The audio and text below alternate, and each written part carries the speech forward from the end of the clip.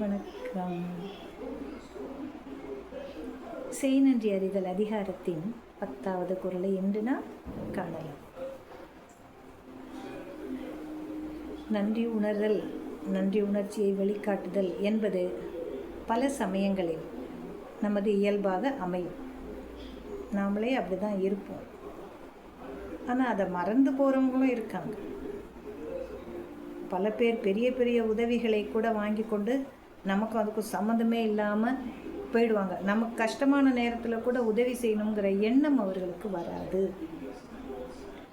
தன்னுடைய காரியம் நடந்தால் போதும் என்று சுயநலத்தோடு வாழ்பவர்கள். நீங்கள் என்னதான் நல்லது செஞ்சாலும் அதை நினச்சி கூட பார்க்க மாட்டான். நான் நல்லா இருக்கிறேன்னா எனக்கு நீ நல்லது பண்ணியா சந்தோஷம்னு போய்கிட்டே இருக்கான். நாம் கீழே விழுந்தா கூட கையை கொடுத்து தூக்க மாட்டோம். அப்படி சில மக்கள் இருக்காங்க.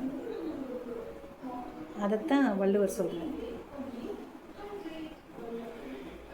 என்னன்றி கொன்றார்க்கும் உய்விண்டாம் உய்வில்லை செய் நன்றி கொன்ற மகற்கு. என்னன்றி கொன்றார்க்கும் உய்வுண்டாம் உய்வில்லை செய் நன்றி கொன்ற மகற்கு. எந்த விதமான அறச்செயல்களையும் செய்யாமல் இருந்தால் கூட அவர்களுக்கு என்ன இருக்கு?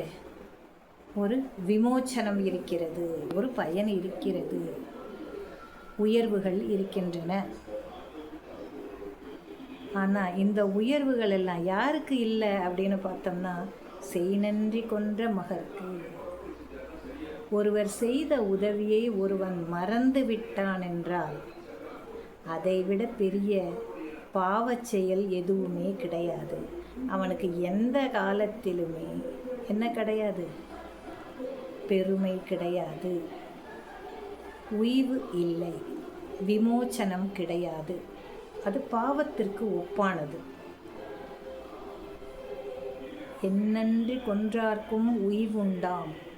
நம்ம செய்த பல விஷயங்கள் அவங்களுக்கு நல்ல உதவிகரமாக இருந்தால் கூட அதெல்லாம் அவங்க மறந்தால் கூட பரவாயில்ல. ஒரு வேளை நம்ம சாப்பாடு போட்டுக்கலாம், நல்ல துணிமணி எடுத்து கொடுத்துருக்கலாம், அவங்களோட கூட சினிமாவுக்கு போயிருக்கலாம், இல்லை வேறு ஏதாவது பண்ணியிருக்கலாம். ஆனால் அதெல்லாம் மறந்துட்டு அவங்க இருக்காங்கன்னு சொன்னால் அது தப்பு கிடையாது. விட்டுருடா அப்படிங்கிறார். விட்டுரு, அதெல்லாம் சாதாரணமாக நம்ம செய்யறது தானே. ஆனால் எப்போ விடக்கூடாது? ஓய்வில்லை, அவனுக்கு விமோச்சனம் என்பதே கிடையாது, உயர்வு என்பதே அவனுக்கு அவனுடைய வாழ்நாளில் வராது. எப்போ? செய் நன்றி கொன்ற மகற்கு. ஒருவர் செய்த உதவியை மறந்து, செய் நன்றி கொன்ற மகன்னு சொல்கிறார் பாரு, மறந்து போதல்னு சொல்லலை அவர், கொன்ற மகற்கு. ஏன்னா அது அந்த அளவுக்கு கொடுமையானது. மறத்தல், நன்றி மறத்தல் என்பது உயிர் கொல்லக்கூடிய அளவுக்கு கொடுமையான செயல். அதைத்தான் கொன்று அப்படின்னு சொல்கிறார். சரியா? நல்லது செய்தவற்றை ஒருபோதும் நாம் மறக்கக்கூடாது என்பதே இந்த குறளின் அடிப்படை கருத்தாகும். எதை வேணா நீ மறந்து போடா, தொலைஞ்சு போ, ஒன்றும் பிரச்சனை இல்லை.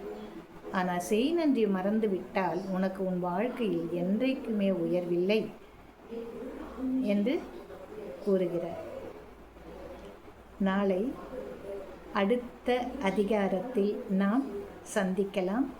செய் நன்றி அறிதல் என்ற இந்த அதிகாரத்தில் எந்தெந்த குறட்பாக்களை உங்களால் கடைபிடிக்க இயலுமோ அவற்றை உங்கள் வாழ்நாளில் கடைபிடித்து சிறப்பாக வாழ வேண்டும் என்று அன்போடு கேட்டுக்கொள்கிறேன்.